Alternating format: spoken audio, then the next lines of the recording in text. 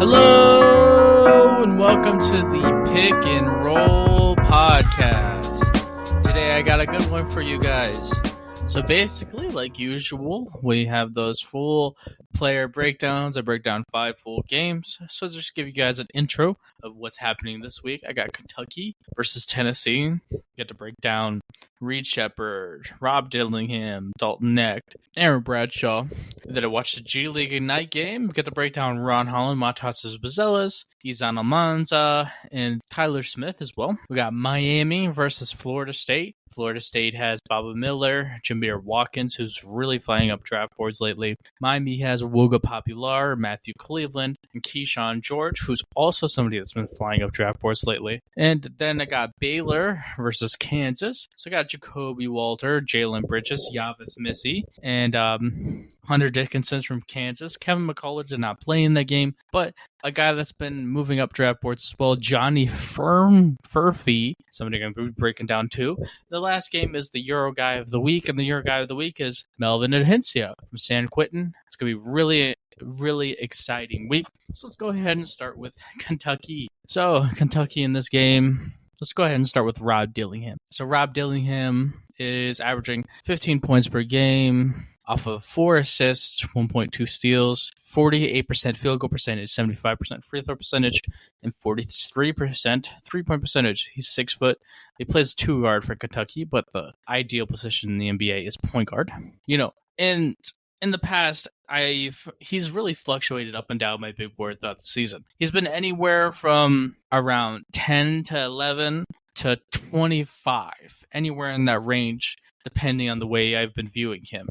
You know, the issues is a 6 foot guy that's quick and fast, yes, but is a thinner frame, and when you pair the thinner frame with the lack of height, people with length and size do give him issues.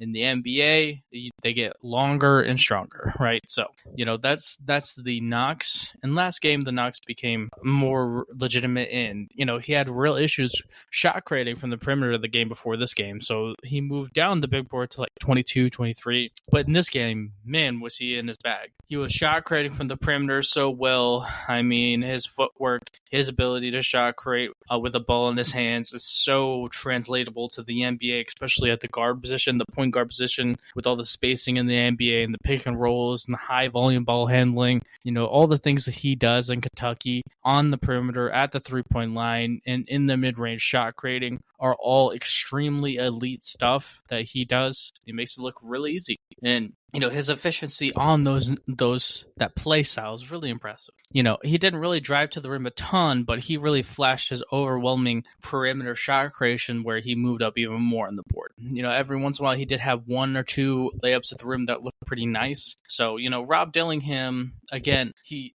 has a good enough passing skill set to be a point guard level passer, something I talked about beforehand. It's really important. Even though he's small and he will get exposed on the next level defensively, he does compete, right? Like he's not small and can't defend and doesn't compete defensively. No, he competes every position. And, you know, he's got a little mean streak to him as well, because Tennessee was beating them in that game, and, you know, he came down with a rebound.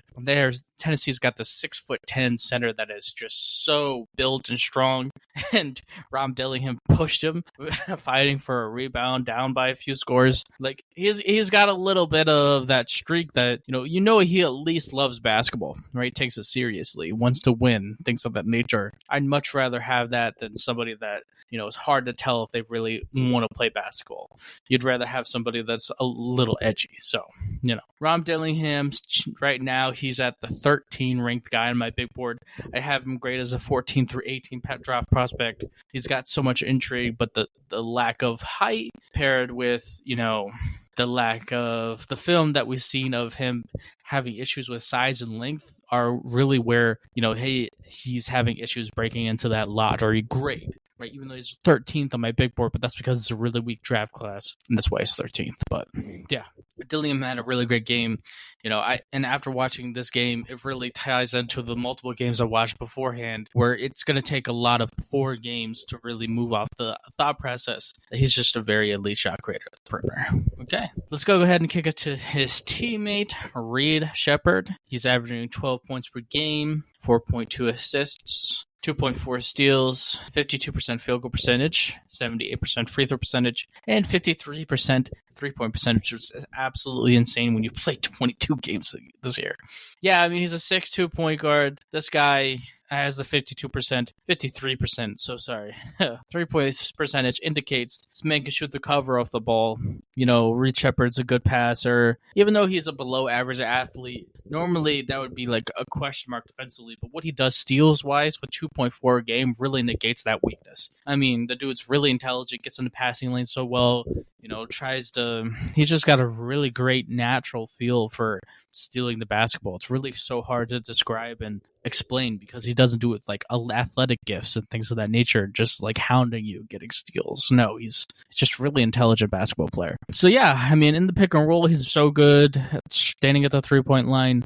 The big question mark all year has been what can he do within the 3-point line. In this game, he had a few shots where he showed some flashes of it. He had a really nice hesitation on the 3-point line, faking the 3-point shot and finishing at the rim. That looked really nice in this game.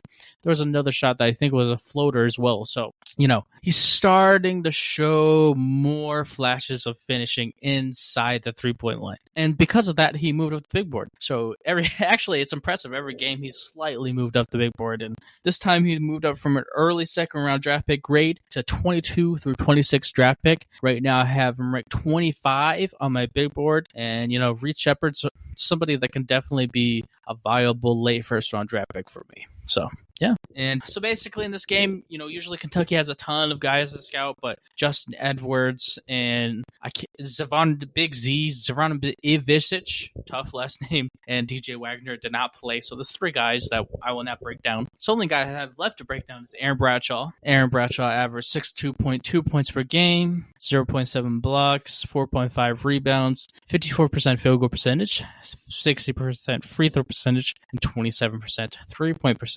He's a 7'1" player. He's got a really thin frame. That's a real issue for him. Defending at the rim at the NBA with the next level with that thin frame is a real issue. So is him rebounding against NBA groom and bodies. It's a real question mark. These are all valid question marks that people can always have about Aaron Bradshaw. And, he's got some intrigue for the 3-point shot and how well he moves athletically. So right now I have him as a project second round draft pick. So I have him graded as a 35 through 40 draft pick. He's ranked 36 on my big board right now. I view him as a second round project. You draft him in the second round and you hope maybe he can develop. I don't see him cracking the first round at all unless he shoots 37% from the 3-point line. But 27% is, not overwhelmingly good there.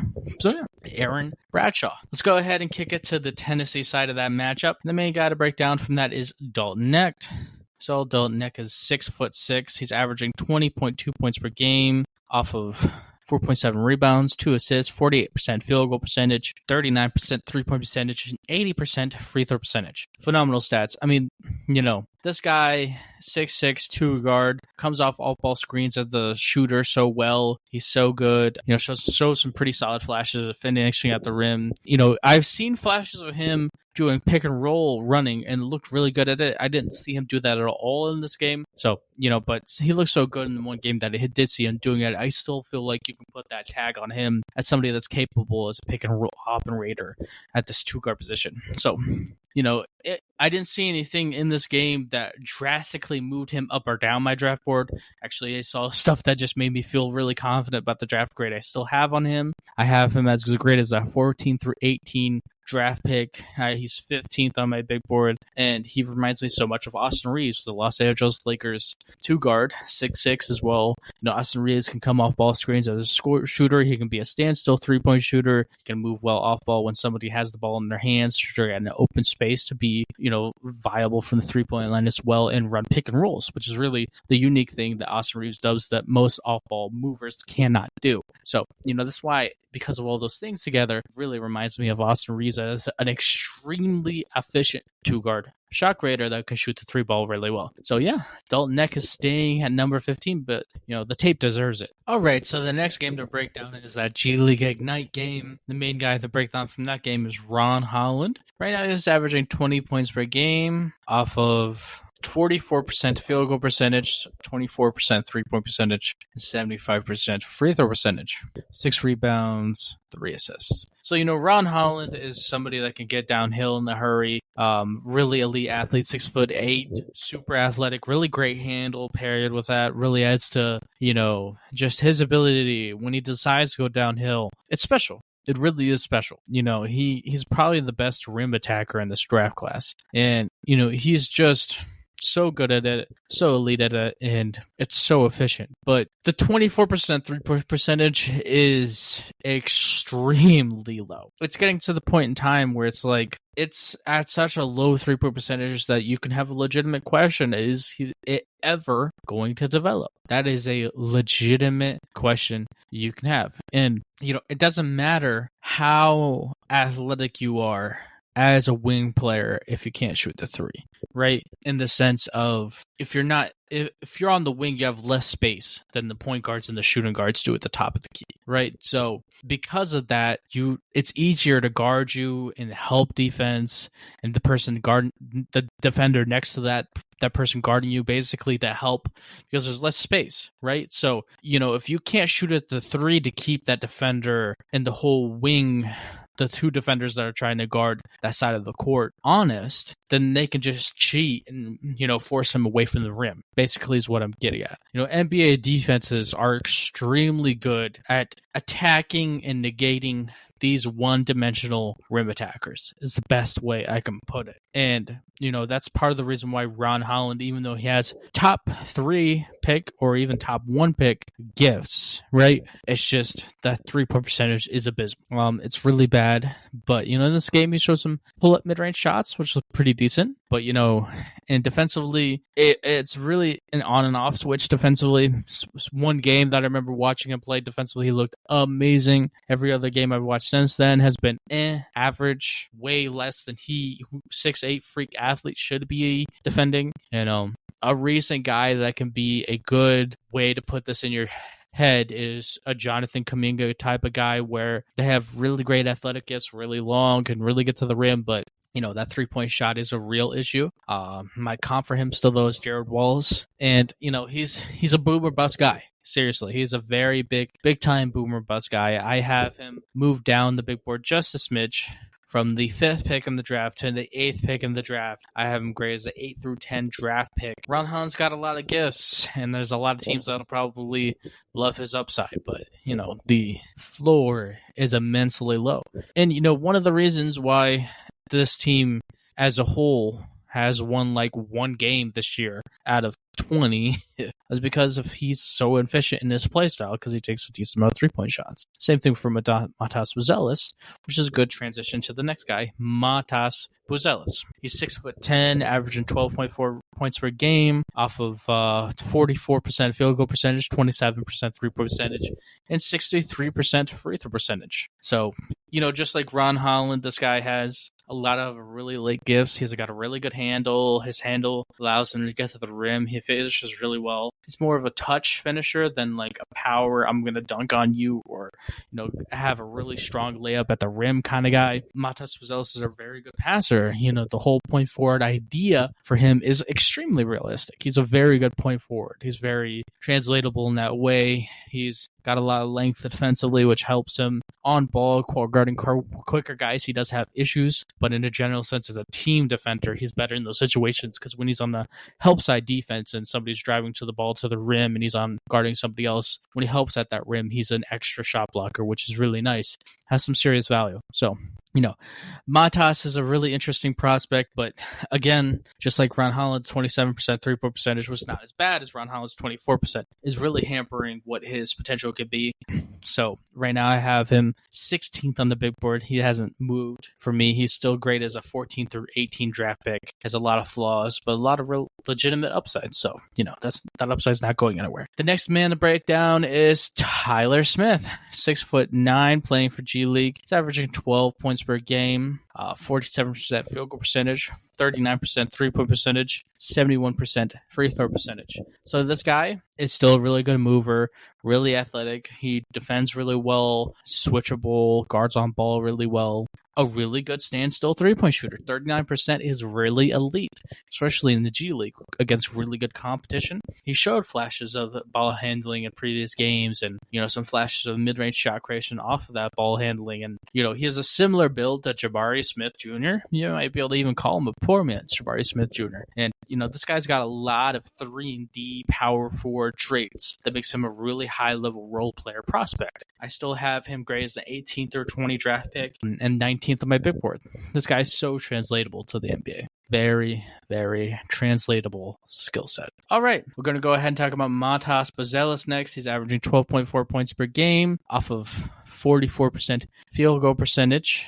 27%. Oh, wrong person. 12.3 points per game, 57% field goal percentage, 9% 3-point percentage, 65% free throw percentage, and 8 rebounds a game. So, Izana Mansa, who's 6'10's issue, has been the same issue this whole year. He's a tweener. He's a guy that's got power forward size, but center-wise, he's a power center skill. So, you might categorize him as a power forward, but there's a long time away from him being that. He's a tweener. He doesn't have a lot of athletic gifts or doesn't have a really strong frame to overcome being 6'10 at the center position, which is why he's a tweener.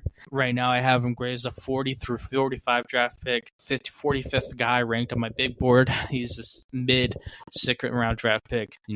There's some intrigue there because he moves well defensively and he's very long, and if he puts that 3-point shot together, we might have something here, but the chances of that is extremely slim. All right, the next game to break down is Florida State versus Miami, and Florida State is a guy named Jameer Watkins who's really flying up draft boards. He's 6'7" for Florida State, averages 13.7 points per game, 2.8 assists, 1.7 steals, 42% field goal percentage, 78% free throw percentage, and 31% three-point percentage. So, Jameer Watkins is definitely somebody that's got a really good handle, can really get to the rim so well, has really good finishing ability at that rim.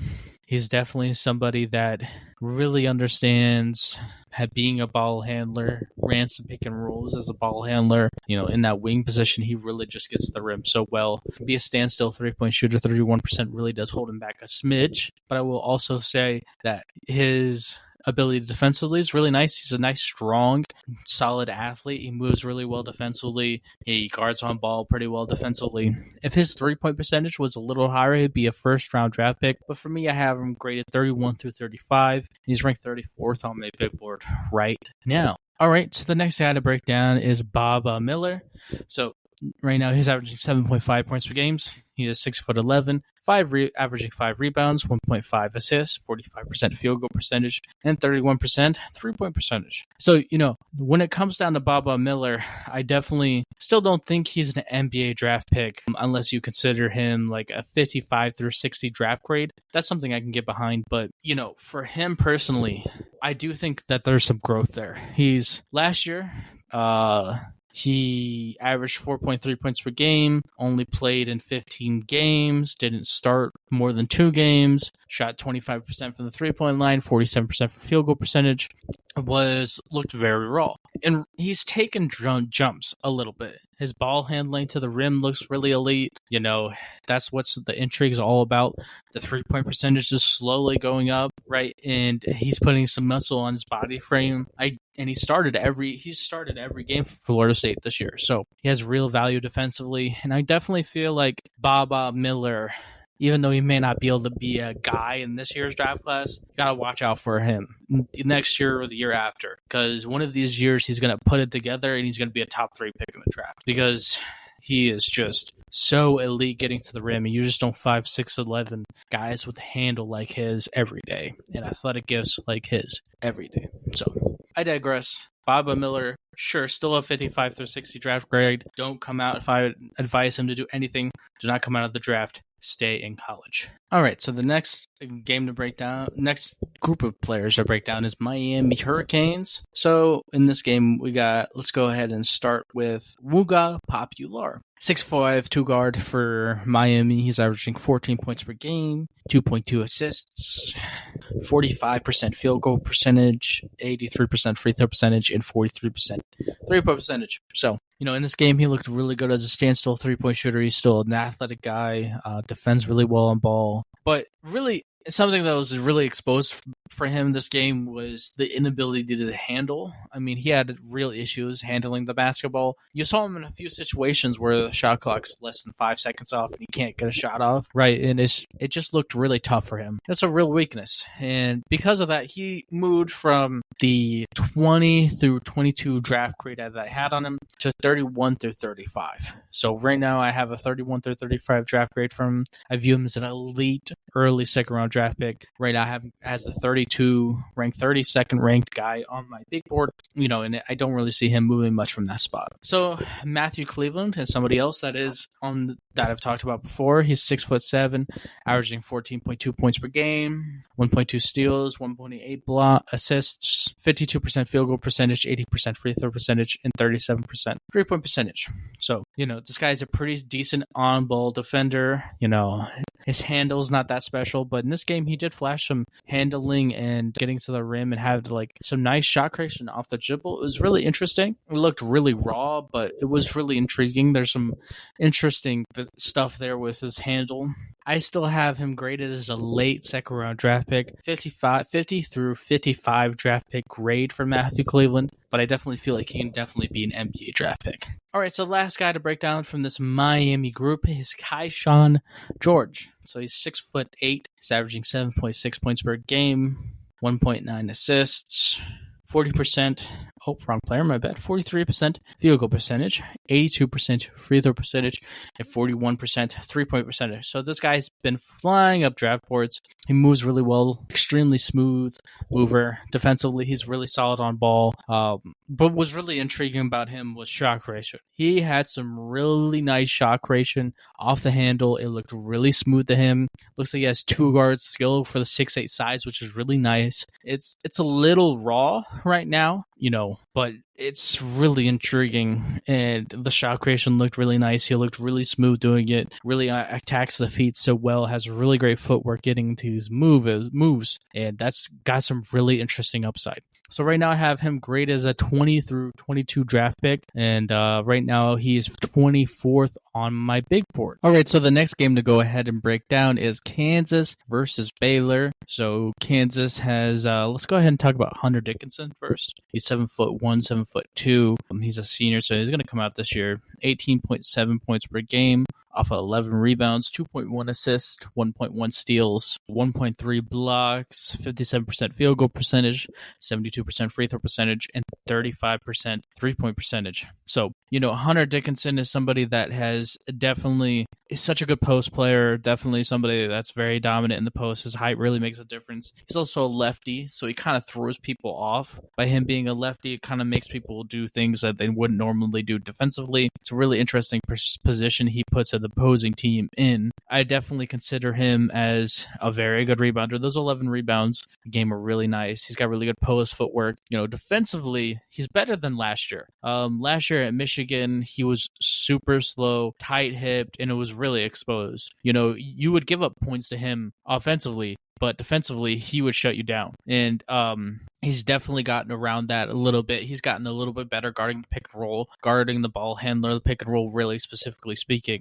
And that's a really nice thing to watch and see happen. I'm definitely excited by it, and I definitely feel like it's definitely an improvement that we've seen from Hunter Dickinson.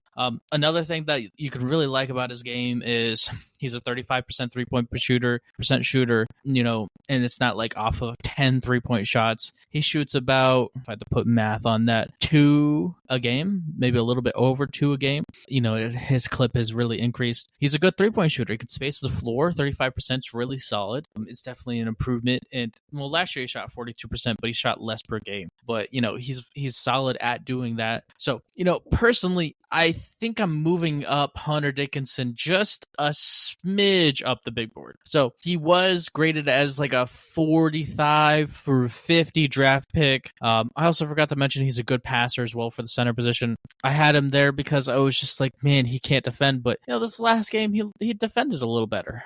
I'll be very honest with you. He did a better job than what he has done in the past defending again Baylor and guarding the ball handler. And I'm starting to think that he's worthy of an elite second round grade. So right now I have him graded 31 through 35. I could definitely see him being a backup center in the NBA for a while. You know what I mean? So because the passing, the ability to post, the ability to defend the rim, be long, really lengthy, three-point shot is really key for him to translating to the NBA. So Hunter Dickinson has potential to be a solid backup center in the NBA. So I have him graded as a 35th guy in my draft board, and I have a 31 through 35 draft pick grade on him. Somebody that we did not scout is Kevin McCullough. He did not play in this game, so as much as I would like to scout him, wasn't able to. But there's a new guy added to this list, and his name is Johnny Furphy.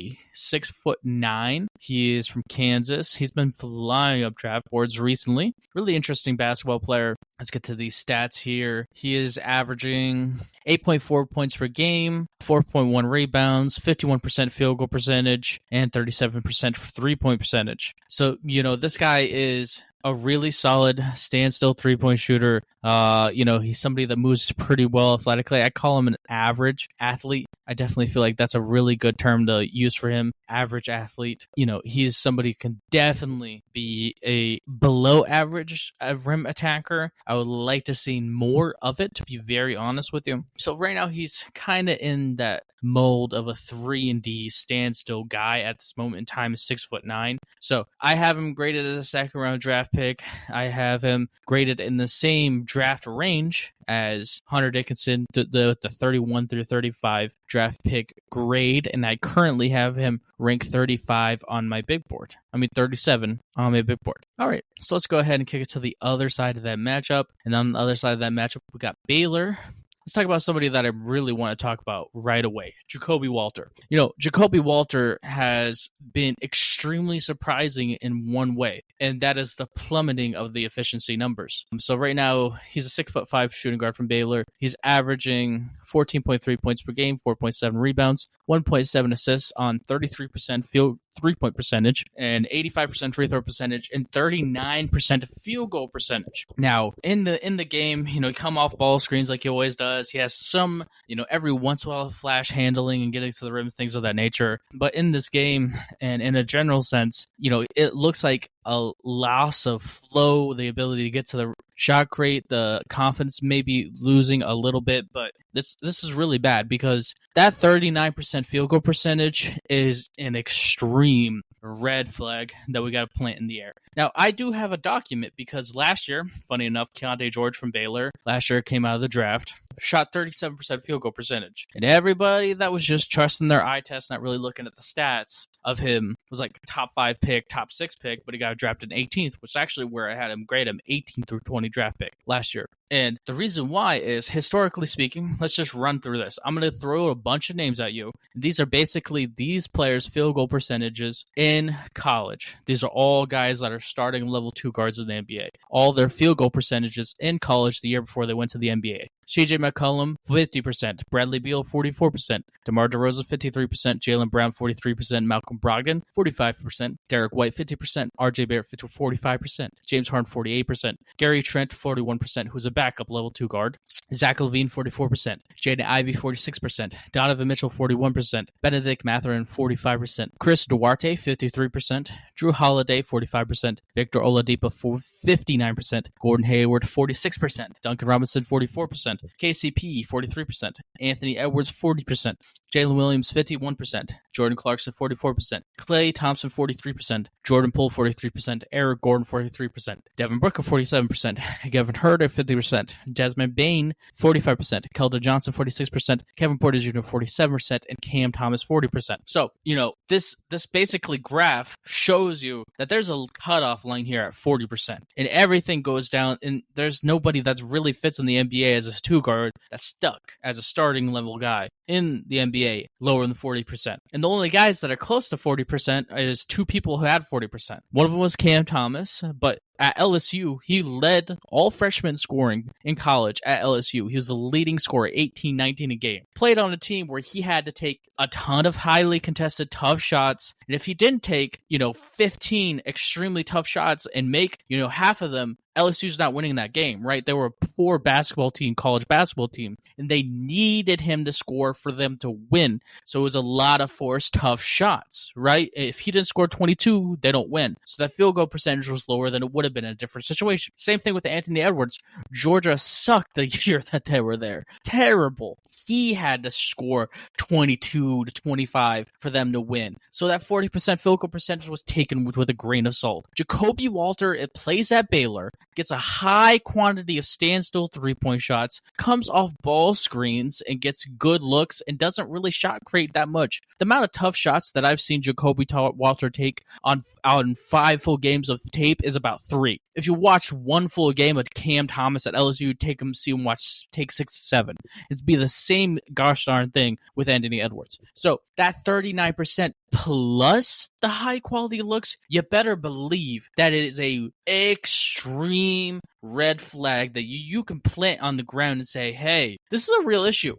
Jacoby Walters moved down the big board.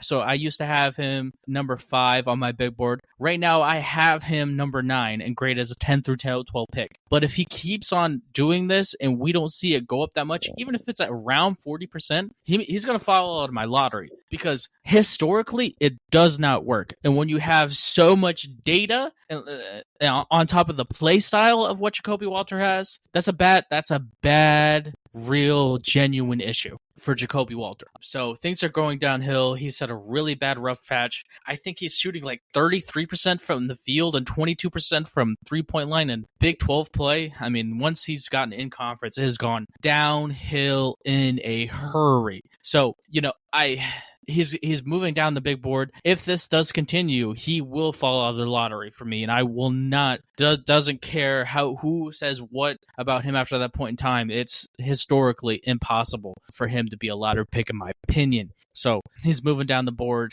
and it's still deservedly so. He can't blame anybody but himself. So let's go ahead and kick it to the next guy, Yavis Missy, 6'11" center from Baylor. He's averaging 11 points per game, 5.9 rebounds, 1.7 blocks, 63% field goal percentage, 58% free throw percentage. This guy is such a good athlete, so good athletically, so good guarding the rim, guards the pick and roll well, moves laterally really well. He's a very good rebounder.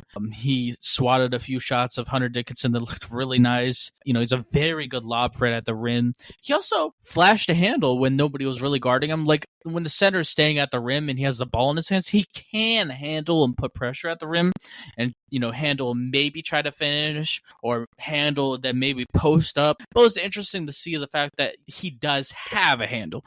It's not like, oh my gosh, the handle's so amazing because not coming at Chet Holmgren. No. But, some fundamental handle was nice to see as well. All right, I didn't see anything that moved him higher or lower on my big board. I still have him 11. I still have him graded as a 10 through 12 draft pick. I feel very comfortable in saying that he reminds me so much of Mitchell Robinson, who's a really solid center in the NBA. I feel like Yavis Missy can have a really good career in the NBA. I'm really excited to continue to watch him play. All right, so the next guy to break down is Jalen Bridges, 6'9" from Baylor. He's averaging 10.6 points per game off of 4.6 rebounds, 1.7 assists, 44% field goal percentage, 39.8% three-point percentage, and 86% free throw percentage. So this guy's really athletic, moves really well defensively, could guard multiple positions, really fluid. He defends on ball so well, such a good standstill shooter, continued to flash the ability to drive to the rim. He's an intelligent screener as well. I still have him personally as a high tier 3D role player. I still have him graded as a 22 through 26 draft pick. I still have him 26 on my big board. I mean, that's a 40% three-point shooter that's athletic, that's 6'9". He can defend like that, is so elite, even though he's a senior. I feel like he's definitely NBA ready, and I'm a higher than him than a lot of people. A lot of people have a second-round grade on Jalen Bridges. Me personally, I view him as a first-round draft pick, late first-round draft pick. Alrighty, let's go ahead and kick it to the man, the myth, the legend, Melvin Ahincia, the French man that I'm going to go ahead and break down for you guys. He's 6'8", playing in France. He's averaging 9.5 points per game, playing in the best league in France, which is better competition than college. He's also would be a freshman age-wise. He's averaging 52.5 points per game. 52.5 points per game. That's 52.5% from the 2-point shot to 2-point field goal percentage. They don't say field goal percentage. They say 2-point field goal percentage and 3-point free goal percentage. His 3-point percentage is 33%, and his free throw percentage is 86.5%. He had a bad shooting night where he shot 0 from 6 from 3 in this game. So in this game, personally, he moved down from like 35% 3 percentage to 33. But Melvin Ahincia is somebody that I've had really high on my big board for a long time. He can drive to the rim so well, really athletic, great frame, really strong, defensively really good athletically. And last week I was like, man, the mid-range pull-up shots that he had looked so nice. The shot creation looked so nice. And I continued to see that. He had two really nice mid-range fadeaway shots. One was on the baseline, one was near the free throw line. He's a left-handed player. It's a really odd game. He also had 2 3-point shot creation. One was, I think, either a side step or a step back to the left, and then one was a pull-up 3-point shot off the dribble. And those looked really nice, and he continues to come off ball screens, which is still crazy to me. A small forward that comes off ball screens at 6'8", has all the gifts that he has, puts him in a really unique grouping as a player. He's such a good 3-point shooter. He can do the standstill stuff. Yeah, I mean, and in this game, he continued to just look unstoppable attacking the rim. Man, when he decides to go to the rim and score, he just scores. Whenever he decides to attack the rim, it is special. Yeah, I mean, he had an off shooting night, but one thing I would like to say also, even though he had a poor shooting night, he wasn't afraid of shooting the next shot, right? You want your scorers to have that mentality to say, I missed the last one, I'm having a poor shooting night. Who cares? I believe in myself, and I'm going to keep on making them. It's nice to know that he has that mental thought process. And, I have moved him from being a 3 to 5 pick level talent to being a 2 to 3 pick level talent. I have moved him above Isaiah Collier from the 3 big board to number 2 on the big board. And I've thrown out the name Paul George to try to compare to Melvin Ahincia, but I'm feeling pretty confident with that comparison now. I have not watched anybody since doing this scouting. It says doing this podcast for the last few years where we'd break down draft groups. I have not seen anybody that reminds me more of Paul George than Melvin Ahincia. I mean, the athletic gifts, the defensive ability, the ability to get to the rim, the ability to come off ball screens at the small forward position is so rare, the ability to shot create at 3-point line, the ability to shot create in the mid-range. It's all in between stuff. It's Melvin Ahincia's got a lot of gifts here and a lot of skill that's really elite. And I have him as a 2 to 3 draft pick grade. I have him higher than everybody else does, and either I'm going to be really wrong about him or I'm going to be really right about him. But I was really right about Cam Thomas. So I can, I had Cam Thomas like 15 or 14th on my big board when he got drafted 28. So I have a good feel in my personal confidence of shot creators. And after being wrong about Jaime Jaquez last year, I definitely feel like I've tried to change some things about my shot creation understanding and trying to scout these guys. And man, I just believe in Melvin Ahincia. I have him number 2 in my big board. He's risen. I believe in him so much, and he's such a great talent, and I'm just excited to keep on watching him. So yeah, so that's basically the end of the podcast. Next week we got one heck of a week. I mean, we got Duke versus Wake Forest.